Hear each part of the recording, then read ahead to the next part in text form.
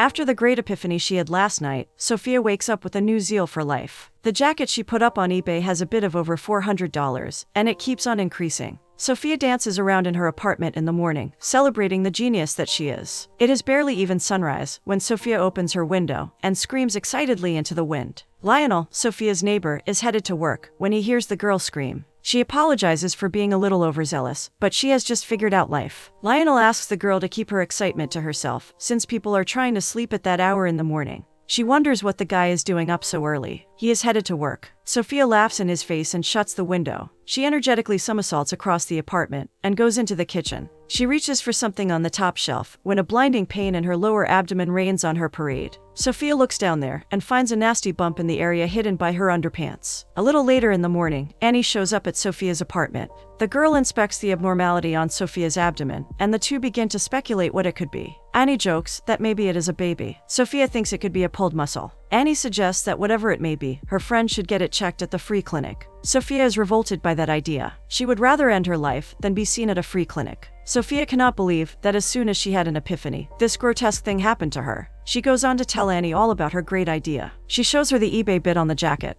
She bought it for $9 and it is selling for over $600. Sophia is so delighted. She can now pay her rent, reside like this forever from the comfort of her apartment, and never worry about getting another job again. Annie is happy for Sophia. Annie tells her that Dax wants to take her rollerblading, but she is not interested in that. Plus, she has a thing about men and their knees. Sophia asks the woman to focus on her life-altering plan first, and then they can do boy talk. Sophia's next step is to find more cool stuff, and then sell them online. She scourged $21.64 already as the seed money for her business. She is hopeful that if she can find a couple more pieces like that jacket, she can easily make enough money. Annie is so happy that Sophia has finally found something she is passionate about, and she is getting to it. Sophia is relieved to have figured out life. She spends all morning going from store to store, trying to find clothing nice enough to sell. She checks out multiple stores, but comes up short each time. She finds one piece of clothing in a store that she likes, but it costs $50. Sophia only has $21.64. She tries to bargain with one employee, but fails. After a failed day, Sophia is agitated and constantly bursting out in an angry fit.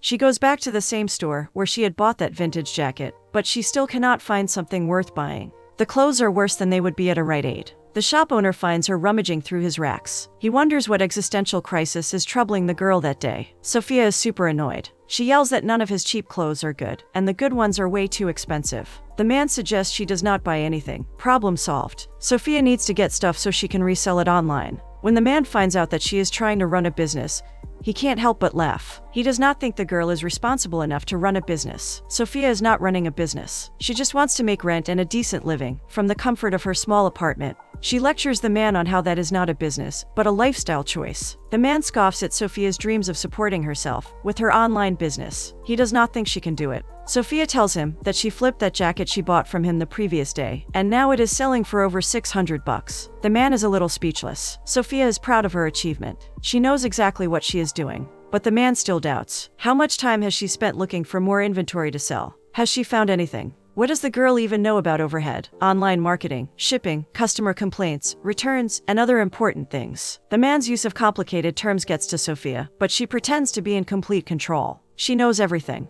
The man scoffs at her. He has no faith that someone like her can make a living like this. Sophia challenges him to underestimate her more, because she thrives on that. She gets in his face and tells him with complete confidence that she has got it all figured out. Sophia goes to a bookstore to buy a book named Starting on eBay Business for Dummies. But the book costs more than she has. Sophia decides to steal the book. She sneaks it past the billing counter, buys only a bookmark, and asks for a bag to carry it. She tries to hide the book with the bag and gets past security, but the man manning the front still catches her. Sophia tries to get away from him, but he brings her back to the store to get prosecuted by law. That worries Sophia. She can't go to jail. Back at the bookshop, Sophia suddenly gets shooting pains in her abdomen. The security guard thinks that the woman is acting. He has seen this act 1,000 times already. Sophia swears that she has a growth down there that is causing the pain. When the man still does not believe him, Sophia unzips her pants and shows him the bump. The man is mortified and traumatized. Seeing an opening, Sophia makes a run for it. She manages to escape from there with her stolen book. Back at home, Sophia reads through the book she stole. She cannot find anything of worth in it until she reads something that gives her an idea. Sophia runs downstairs and fishes through the junk mail outside her apartment building. Lionel is returning home from work when he finds the girl rummaging through junk mail. He finds it amusing that just this morning she had life all figured out. Sophia finds the booklet she was looking for, The Penny Saver. Lionel makes a snarky remark about it, and Sophia lets him know she is not loving his attitude. She was only looking for estate sales. Back in her apartment, Sophia is trying to find what she was looking for in that paper when Lionel enters her apartment with a bong. Since the landlord will not let him smoke in his apartment, he will do so at Sophia's place. He complains about his job as airport security, while Sophia searches for names and addresses in the paper for a possible estate sale. Lionel goes on, reciting how his day went at work, while Sophia concentrates on finding what she needs. She hits the jackpot when she finds the address of Rita Wertheimer. The woman was recently deceased. She used to be a hairdresser who got married to an investment banker. Sophia imagines the riches the woman must have had. She finds out that Rita quit her job and focused solely on fundraising. She was the life of San Francisco high society. She passed away at the age of 76 with no kids or husband.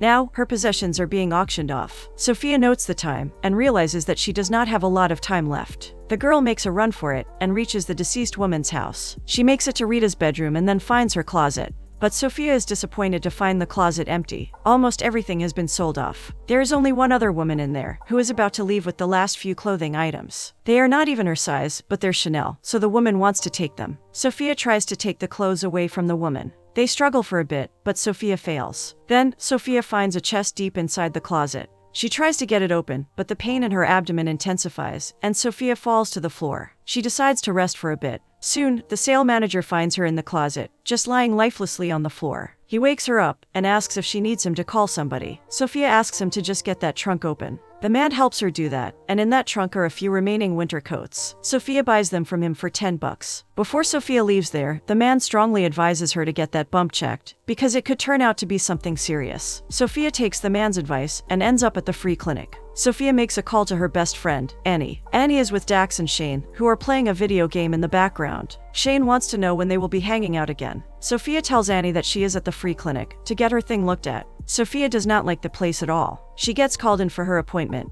Annie offers to blow off work to be there for Sophia, but Sophia assures her that she can handle this. Sophia goes in for her appointment, and the doctor tells her that she has an inguinal hernia, but the girl is too young to have a hernia. She asks what it means, and the doctor explains it to her. Sophia wonders how she even got it. The doctor asks her if she recently engaged in any unusual strenuous activities. Sophia asks him if it is dangerous. The doctor tells her that it can be lethal if it gets worse. The only way to get it treated is through surgery. When Sophia finds out that it could cost up to $3,000 to $5,000, she freaks out. But the doctor informs health insurance can help her cover the cost. Sophia does not even know where to get health insurance from. The doctor tells her that most people get it from their jobs. That is another problem for the girl. Where can she get a job that will offer health insurance? Sophia is in deep waters. She cusses out loud as she walks to her car. She sees a help wanted sign and loses her mind. She shows the finger to the sign. To add fuel to fire, Sophia finds a notice on her windshield, and the woman's car is blocked from both sides. Frustrated by just about everything in her life, Sophia grabs the laundry bag with Rita's coats and decides to walk back home. It starts to rain heavily, and Sophia is completely drenched by the time she reaches home. She is dejected and sad. Shane is waiting for her in front of her building. Sophia looks at him dejectedly and breaks down. She thought she was taking steps forward, and now she cannot even tell where that is. Things were supposed to get better for her, but there is no guarantee that it will happen. She feels lost and completely frustrated. She has no idea what she is supposed to do now. She is heartbroken and exhausted as she asks the man in front of her that her life has got to be better than this, right?